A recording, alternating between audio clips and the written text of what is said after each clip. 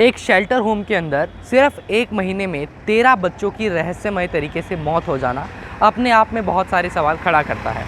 दिल्ली का Asha Kiran shelter home, जिसको दिल्ली की सरकार, आम आदमी पार्टी की सरकार ऑपरेट करती है, रोहिणी इलाके में ये शेल्टर होम पड़ता है। इस शेल्टर होम के अंदर पिछले 7 महीनों के अंदर, यानी कि जनवरी 2024 से लेकर आज की तारीख की अगर हम बात करें तो 27 बच्चों की रहस्यमय तरीके से मौत हो गई है। और इसकी पुष्टि करी है रोहिणी इलाके के एसडीएम साहब ने। उनकी एक इन्वेस्टिगेशन रिपोर्ट के मुताबिक ये पता चला है कि 13 बच्चों की मौत तो सिर्फ जुलाई के महीने में ही हो गई है। और अभी क्योंकि पोस्टमार्टम रिपोर्ट सामने नहीं आई है इन बच्चों की, जिससे पता चल पाए कि इनकी मौत कैसे हुई, तो ये अपने आप में बहुत सारे सवाल खड़े करता है कि एक ही महीने के अंदर इतने बच्चों की मौत भला कैसे हो गई।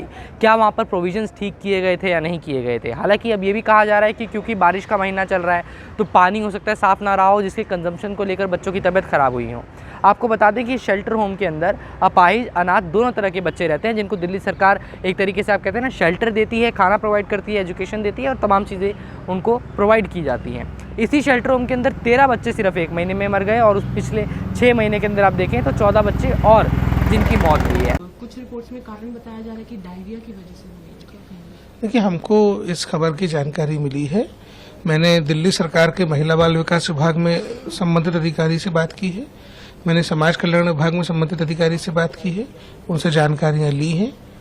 हमको अभी तक एक माइनर की मौत की जो है पुष्टि उन्होंने टेलीफोनिकली की है और उसकी मृत्यु किस कारण हुई, उस कारणों को जानने के लिए पोस्टमार्टम रिपोर्ट, उसके मेडिकल रिपोर्ट्स, बाकी सभी जानकारियां आहूत करने के लिए हम दिल्ली सरकार को नोटिस दे रहे हैं।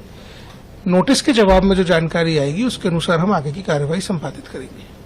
सर, एनसीपीसीआर की तरफ से कोई कदम उठाया जाए? हाँ, डेफिनेटली हम दिल्ली सरकार को इस मामले में नोटिस करके उनसे जानकारियां मांग रहे हैं। जो जानकारियां हमको प्राप्त होंगी उसमें हम देखेंगे कि कहाँ कहाँ किन किन नियमों का उल्लंघन हुआ, किन परिस्थितियों में बच्चों की जान गई है, उसके अनुसार हम आगे कार्रवाई करेंगे। तो कुछ दिखा रही है हमें कि ये जो शेल्टर होम्स है इनकी कंडीशन बहुत खराब है। देखिए, दिल्ली में जो चिल्ड्रन होम्स हैं, मैं उसके बारे में आपको बता सकता हूँ कि एनसीपीसीआर ने एक पोर्टल बनाया है, एक मॉनिटरिंग ऐप बनाया है और उस ऐप का एक्सेस हमने दिल्ली सरकार को दिया है। उनसे बार बार रिक्वेस्ट करते हैं कि आप इस ऐप के माध्यम से चिल्ड्रन होम्स की इंस्पेक्शन रिपोर्ट्स अपलोड करिए, इंस्पेक्शंस करिए। दुर्भाग्यपूर्ण बात यह है कि दिल्ली सरकार चिल्ड्रन होम के इंस्पेक्शंस को लेकर के उदासीन है, वो इंस्पेक्शन करते नहीं। अगर इंस्पेक्शन नहीं करेंगे तो अनियमितता रहेंगी और इस तरीके के हादसे होते रहेंगे। दिल्ली सरकार ने हालांकि इस पूरे घटनाक्रम की इन्वेस्टिगेशन ऑर्डर कर दी है। अब इस पर जांच बिठाई जाएगी, पता किया जाएगा कि ऐसा क्यों हुआ, क्या आशा किरण में काम करने वाले जो लोग हैं उनकी तरफ से कोई लापरवाही बरती गई। लेकिन इन सब चीज़ों के इतर अब दिल्ली में जो सरकार की अपोजिशन पार्टी है, यानी कि भारतीय जनता पार्टी, उन्होंने आम आदमी पार्टी के ऊपर सीधा निशाना साधना शुरू किया है। शहजाद पूनावाला, जो कि भारतीय जनता पार्टी के एक प्रवक्ता है, उन्होंने इसके ऊपर एक बाइट दी और आम आदमी पार्टी के ऊपर निशाना साधा। दिल्ली में आशा की हर एक किरण बुझने का प्रमाण सामने निकल कर आया है। जिस प्रकार से एक बेहद दुखद, आत्मा को झंझोड़ने वाली खबर सामने आई है कि दिल्ली सरकार के द्वारा चलाए गए शेल्टर होम आशा किरण में इस महीने में, केवल इस महीने में 14 मृत्यु हुई है, ज्यादातर महिलाओं की, बच्चों की। ये एक विशेष होम है जो चलाया जाता है बच्चों के लिए, महिलाओं के लिए। और जनवरी से देखा जाए तो 27 मौतें हुई हैं। पहले दिल्ली में आम आदमी पार्टी ने मौत का बेसमेंट दिया, डूबकर, शॉक लगकर, बेसमेंट में ट्रैप होकर लगभग 10 लोगों की जान गई। और अब दिल्ली में मौत का शेल्टर होम दिया है आम आदमी पार्टी की सरकार ने। इसके लिए जिम्मेदार आम आदमी पार्टी की सरकार की आपराधिक लापरवाही और भ्रष्टाचार है। कैसे इतनी मृत्यु हुई? कुछ बताते हैं कि टीबी, निमोनिया, इस प्रकार की बीमारियां हुई, इन्फेक्शन हुए। एसडीएम का एक बयान भी आया है कि गंदा पानी वहां पे दिया जा रहा था। आखिरकार वो पैसे कहां गए जो खर्च होने चाहिए थे इस पर? आखिरकार वहां पर व्यवस्थाएं ठीक क्यों नहीं थी? और सरकार इसे दबाने का पूरा प्रयास करती रही। अब जब ये सामने निकल कर आई है खबर, तो इंक्वायरी की बात हो रही है। ऐसी कोई भी इंक्वायरी पर तब तक भरोसा नहीं किया जा सकता जब तक कि आतिशी जी, सौरभ भारद्वाज जी और अरविंद केजरीवाल जी, जो तिहाड़ से सरकार चला रहे हैं, वो इस्तीफा ना दे।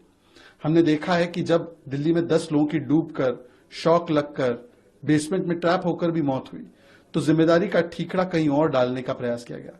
दिल्ली हाईकोर्ट तक देखा एमसीडी को जिम्मेदारी लेनी चाहिए। एमसीडी इनका, पीडब्ल्यूडी इनका, फायर सर्विसेज इनका, जल विभाग इनका, सरकार इनकी, 10 साल से सरकार है, पर जिम्मेदारी किसी और पर डालते हैं। मौत का बेसमेंट, मौत का शेल्टर होम आम आदमी पार्टी को बताना चाहिए। क्या अरविंद केजरीवाल जी अपने लिए तो शीश महल बनाते हैं और दिल्ली वासियों के लिए ये मौत का इंतजाम किया हुआ है।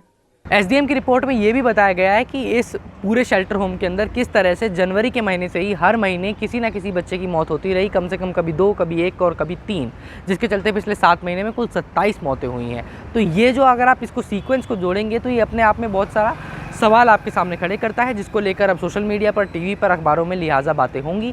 पोस्टमार्टम रिपोर्ट आने के बाद इस बात पे और प्रमाणित तरीके से कमेंट किया जा सकेगा कि इन 13 बच्चों की मौत भला क्यों हुई। आपको इसका क्या कारण लगता है, अपनी राय में कमेंट करके बता सकते हैं। Mojo story Asha Kiran shelter home में हुई इन मौतों के ऊपर लगातार डिटेल रिपोर्ट्स अब आप तक पहुंचाता रहेगा।